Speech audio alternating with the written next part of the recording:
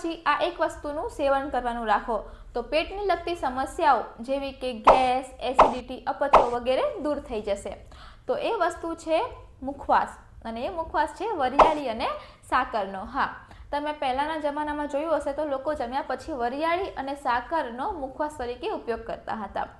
વરિયાળીમાં રહેલું એનેથોલ એ તમારા આંતરડાની માંસપેશીઓને રિલેક્સ કરે છે, જે તમે ખોરાક લીધેલો છે એને સડવા દેતું નથી અને એનું સારી રીતે પાચન કરે છે। સાકર છે એ તાસીરમાં ઠંડી હોય છે, એટલા માટે એ તમે જે ખોરાક લીધેલો છે એનામાંથી એસિડિટી થવા દેતું નથી અને તમારા પેટને ઠંડક આપે છે। તો જો તમે વરિયાળી અને સાકરનો મુખવાસ તરીકે લો છો તો એ તમારા બ્લડ સર્ક્યુલેશનને ઇમ્પ્રૂવ કરે છે અને પાચનમાં મદદરૂપ થાય છે। તો જો તમે જમ્યા પછી રોજ વરિયાળી સાકરનો મુખવાસ લેવાનું શરૂ કરશો તો તમને પેટની સમસ્યાઓથી કોસો દૂર રહેશો। તો આજથી જ મુખવાસ ખાવાનું શરૂ કરી દો। તો જો માહિતી ગમી હોય તો વિડીયોને લાઇક એન્ડ શેર કરો અને અમારી ચેનલને સબસ્ક્રાઈબ કરો। Thank you.